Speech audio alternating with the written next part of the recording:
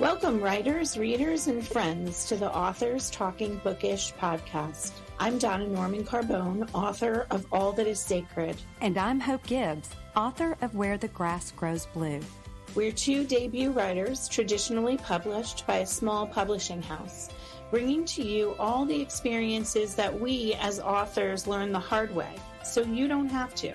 We'll give you insights from the inception of a book idea to publication and beyond. And along the way, we'll share our love of books from the writer's perspective.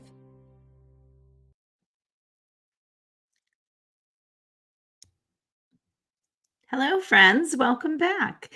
This is episode 34, To Blog or To Newsletter. I'm Donna Carbone, and I am joined by Hope Gibbs. Hi, Hope. How are you? I am great. How are you, Donna? I'm fantastic. Loving the fall.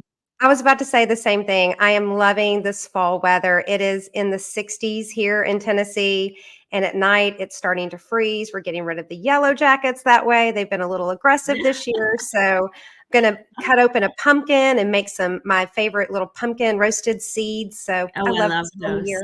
Tomorrow night is Halloween. Do you hand out candy for Halloween? Of course I do. I live in a neighborhood in our area. It's not gated, and there's a lot of houses, and they're close together. So it's always been very popular for trick-or-treaters. And so, yes, I have everything ready. And, you know, my little jack-o'-lanterns, I have like 4 of them. So even though my kids are not here, I love Halloween. And you can't see it, but this is it's a skeleton sweater. So you're in the spirit. I love decorating for the fall. Absolutely love it. And we have people who come from other neighborhoods to our neighborhood. Actually, our neighbor across the street has a smoker, and he hands out smoked barbecue sandwiches. Yeah. Okay. That sounds like something you would do in the South, not up in Connecticut. I'm impressed. Yeah, our street is packed. We go through 3 Costco bags of candy a year. Oh, yeah. I go through a lot of candy. I start buying it every time I go to the grocery store. I just buy a bag, I buy a bag. So yeah. Well, let's kind of switch gears a little bit. What is your fall reading? What are you reading right now? Well, right now, I just finished It Ends With Us. It Ends With Us is, all over the media.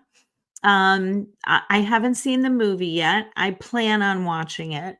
The subject matter of It Ends With Us is very similar to the 3rd book that I just finished writing, just got back beta critiques.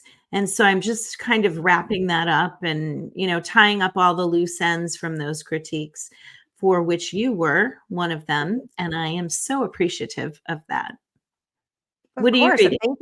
Thank you. Well, first off, thank you for asking me, and I loved it. Yes, well, what I'm reading is called The Housemaid by Freida McFadden. And so I found this book in my garage because I didn't buy it. My daughter, who has become a big reader in the past few years, she bought it. So I was like, okay, there's her mom.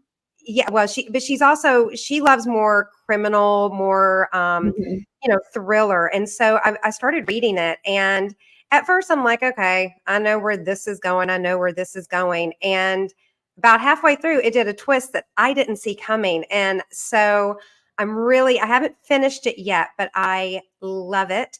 So, and it's actually being made into a movie, which obviously It Ends With Us is already a movie. And I watched that with my daughter a few weeks ago. But no, it's a very interesting book, and it's perfect, I think, for October. Huh. Yeah. I've actually heard a lot about that book, maybe because the movie's coming out, but I have heard a lot.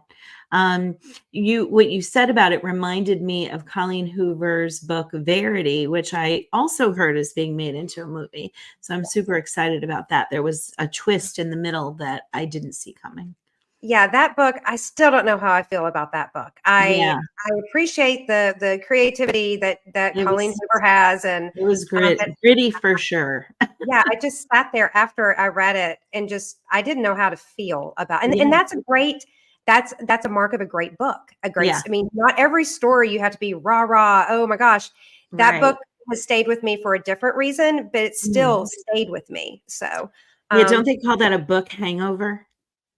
oh, I've never heard that. Okay. Yeah, a book hangover when it You're just doesn't leave expanding my you. vocabulary. I love Yeah. it. So, well, why don't we get to our discussion today? This episode is something that you and I have both gone in kind of different directions. It's to Yeah. blog or not to blog. Newsletters or Mhm. something I know you do, and something I don't. So let's talk. Let's get right there. Let's get right to it. Yeah, let's talk about the purpose of blogs and newsletters and how they're similar and how they're different. Um, Blogs tend to be about one topic and go into some depth about that topic. Whereas newsletters usually are a smattering of topics, whether they're writing updates or lead magnets or promotional information. They often have links to books or shows that you've been on. And I do both. And I know that you do a hybrid, which Mhm. is, kind of a combination of the two. I think the one commonality, though, that we both have is that we make use of our subscriber list to send these out to subscribers. And I think that's really the important thing, no matter what you do, is to really build that subscriber list, because that's a list that will stay with you throughout your career. Yeah. There will be some people who unsubscribe, but for the most part, I've found, the longevity of people on that list. What about you? Well, so as you know, I when I started out, when I got my deal, Hmm. I did not have a website, and Right. it's part of my contract to, get up on social media, to get a website. So I was sitting there knowing that my book, best case scenario, was not going to be out until 18 months. Hmm. What on earth am I going to put on a website? I don't even know how to run. I can barely get on a website, let alone run one. So for me, the easiest way was to start a blog, because a Hmm. lot of people start a blog and then they write a book, and so they already have that. I did the exact opposite. Um, but what on earth am I going to blog about? I'd never blogged about anything, and at that point only a handful of people had actually read my book, not my friends, not my family. So those first blogs, I was so nervous because it was like, oh, it's out there for anyone to read. And it was really the first time anyone read anything that I had written. So Yeah. for me, I went into, okay, I can't just sit there for 18 months and write, hey, I wrote a book. Hey, it's coming out soon. Yeah. So what I started doing, I went into details about my book without telling people it's my book. So Right. my one of my first blogs was about cooking. About my grandmother had a cake stand that was I got when she passed away, and it's something that I treasure. And because she and I used to make cakes together, and so I wrote a whole story about this cake, this German Mm. chocolate cake, and then I did one on flowers, and then Mm. as things started progressing, I would do some updates on my book, but it was never my book, my book, my book. It was also, I wrote Mhm. a whole thing about Harley, my little Shih Tzu who passed away this year. We had a very interesting life together, and I named Yeah. it Harley and Me. So Yeah. that is what my blog started out. And then later it kind of went like you were talking hybrid. But you Right. also blogged, and you blogged long before I did. I did. I honestly blogged as a way, like you're mentioning, you put yourself out there. It feels raw to share your work. And I originally started blogging years ago. One of my friends was blogging, and I thought, well, this is kind of a cool way to put my feet in the water slowly. I'm somebody who likes to tiptoe into the water, not dive right in. So that was a way for me to get people reading my work and giving me feedback, kind of a soft launch before I decided to, publish a novel and eventually got a contract. So blogging is something that I have enjoyed doing. I think it's helped me grow as a writer. Um, it's something that I did before I even committed to the idea of trying to publish a book. Yeah. And now I blog like you do. I try to write about topics that have to do with either my writing or um, my books, the topics of my books. Yeah. And I started my newsletter maybe about 6 months after I signed my contract. It wasn't until I started to like really kind of count down where the cover was coming out that I started a newsletter. And I thought, okay, I'm going to start a newsletter and see how it does. And it, it did well. It did well. Yeah. And I don't have a newsletter. For me, blogging just was more comfortable. And then doing, as you and I talked about, the hybrid models. So this is an example of, when I did one for Happy National Dog Day for my dog Harley.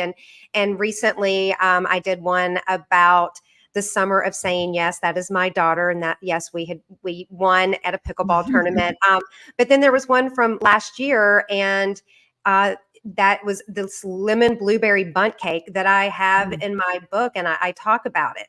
So, it's a way of expressing yourself. It's also Mhm. a great way of really honing your craft of writing, because Yeah. a blog, you can't have it go on for, pages and pages and pages. Mm. And so I found it really strengthened my writing for that year before I got my content edits back for my book. What do you feel that blogging has strengthened your writing, your writing Yeah.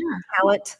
Yeah, absolutely. I think I kind of teach creative nonfiction in my creative writing class, and it's very much a skill to be able to write something on one topic and kind of have it almost follow a story arc where it has a beginning, a middle, and an end. You're kind of telling a story about the topic that you're writing about. So absolutely, I think any kind of writing that you do helps you, enhance your own writing for your novel.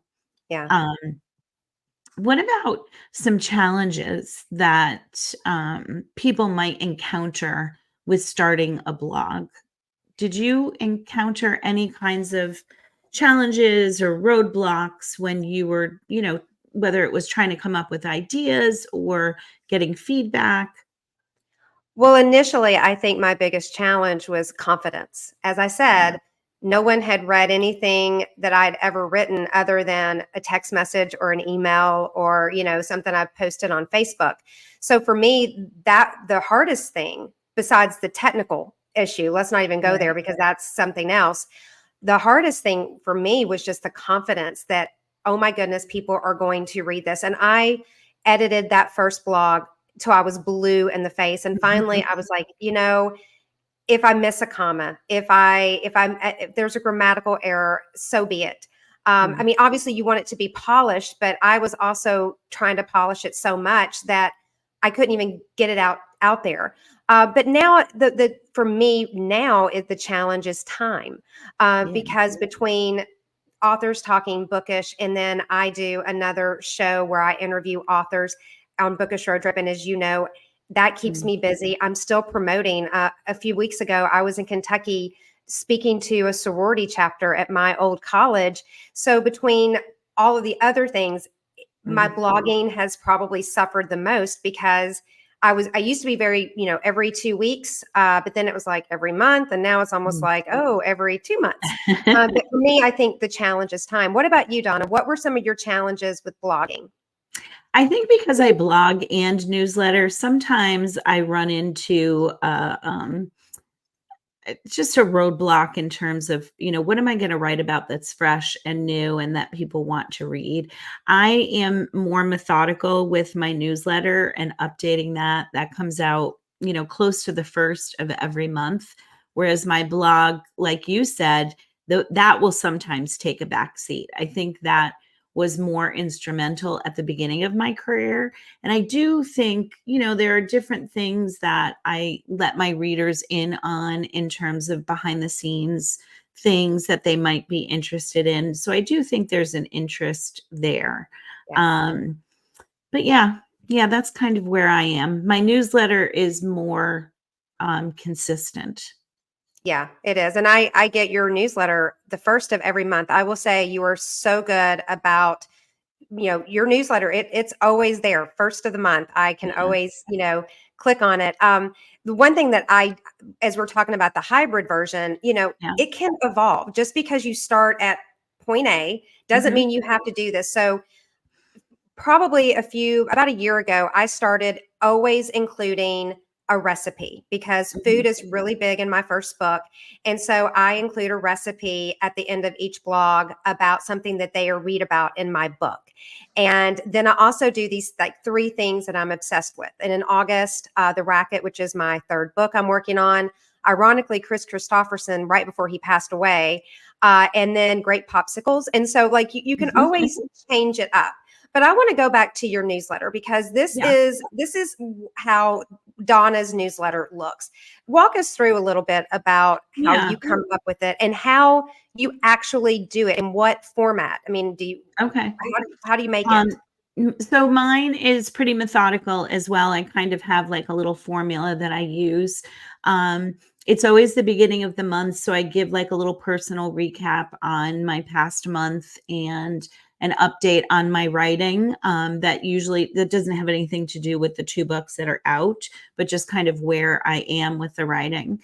Um, I give an update on my author events and any promotions that I have coming out. And then I always like to end with something personal. For me, my favorite number is 7. So I do my top 7 of, whatever. Think of, was it David Letterman who used to do like the top 10 all the time? So I do my top 7 of, I think last month was my top 7 television shows that I'm watching now.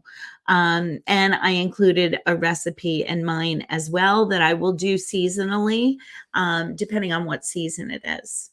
Yeah, I So, think if you look at the screen, you did pumpkin bread. I think was yeah, either this month or it was last month, yeah, which that was I October. yeah. But I do use, so I used Wix to create my own website, and I did have a website before I became an author. Um, I took a class called Query Mastery that I know that I've mentioned before, and it was really about the business side of being an author, because when I became an author, I knew that was not my strong suit. And one of the things that they said was, make sure you have a website, even if it's just a landing page. Mhm. And so that's what I did. And I also blogged from there. And it has a mail feature. So I use Wix for my website, and it does the newsletter for me. So it Yeah. has different templates that you can use. I kind of put my own template together, and I use a static template every single month. It's the same. But yeah, there's a pop-up feature on my website to collect subscriber email addresses. And I do that at the events that I go to as well. And so yeah, I have a good handful of subscribers that I send out to every month. What about Yeah. you? How do you On get my your web on subscribers? On my website, I have a subscribe at the very bottom. You can click on it, and that's how I've gotten most of my subscribers. I've gotten some at, events, if I've gone to the Louisville Book Festival, I had a basically just they could write it down, and Yeah. I then went in and entered all that. But I want to touch upon what you said when you were querying Yeah. that you had a landing page. And Mhm. we have talked about this before and how important it is, especially when you're new. And I wish I had that when they looked up Hope Comiskey, because Comiskey is my legal name. That's my married name. I write under Gibbs, which is my maiden. There was no footprint of me. Right. And I think that that that changes things. And I wish that when I was querying, they had my website where they could click on and see samples of my writing. And so I think that's really important for anyone, no matter what stage. Let's just say you've Mm. got an opening paragraph to a book.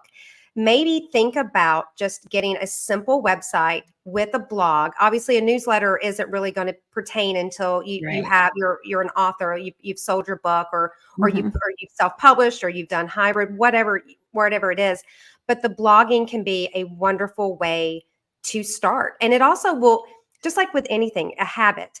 you have to keep doing things over and over again to get into that mindset. And the more you write and the more you schedule it, the easier it will become. But I really love how you said that you did have a landing point. So when agents or publishers are looking you up, there is something out there about you. Yeah. Yeah. I do think that's important for authors. Some of the blog sites that you might want to check into are Wix, WordPress, and Squarespace. And some of the mailers that you can subscribe to are MailChimp and MailLite. And I know Wix also has that option. I'm not sure about WordPress. And Substack is something that's becoming very popular amongst authors and offers both blogging and newsletters on Substack. Yeah. As And well.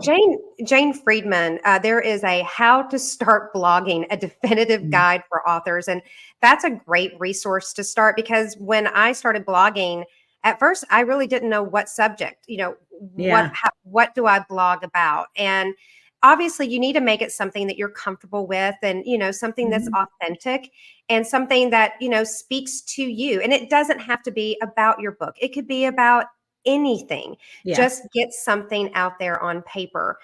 So we do have a lot of sources and links in our show notes that will help you if you're struggling to figure out where do I start. But I do think that blogging is probably the best place to start. Yeah, I agree. We also have a lot of ideas that you can use. You can just steal them right from us for blog ideas and also newsletter ideas. And we would love if you have some that are not on our show notes for you to like our podcast and put some ideas in the comments. That would be wonderful. I love that. And yes, as soon as I get off here, I think I need to write my blog starting for November. So Donna, we're going to wrap this episode up. And as our teacher, could you give us our due now? Sure. I think you should decide, where you are in the process and what your goals and skills are. If you're someone who wants to tackle creating a website, then go for it and start your blog. If you're not, maybe reach out to someone who can build a website for you and make sure there's a blog feature. There are plenty of blog formats out there that are pretty user-friendly, so you can do some research. We have those in our show notes as well, and start writing. Yeah. And so as we wrap up this, let's talk about our next episode, because this is something that you and I have worked really hard. We have done a lot of research. We've spent money doing this. It's Facebook ads and Amazon ads, and how they can help you help your book really soar to new heights. And so we're going to dig in deep on that. And as an author, especially, I think, more of us with small press, or if you're with you're hybrid or self-publishing, these tools are invaluable. And they are, even if you're with a bigger publisher as well. Yeah. Yeah. I totally agree. Actually, my daughter is opening her own business and she has to do Facebook ads. And I was like, Lex, I got you. I know how to do it. Yes, that's going to be a very interesting episode. And it's something that there's no right or wrong, but there are so many resources out there. And so we're going to dive on that. Donna, before we go, where can everyone find us? Everyone can find us on Apple, Amazon, YouTube, and Spotify, or you can visit our website at www.authorstalkingbookish.com. Please remember to like the podcast and comment, and we would love it if you could share. Well, Donna, this was great being with you again, and thank you, everyone. And until next time. Bye. Thank you for joining us today. I'm Hope Gibbs. And I'm Donna Norman Carbone. It's time for you to get to work. We look forward to seeing you in 2 weeks with another tip from your author friends.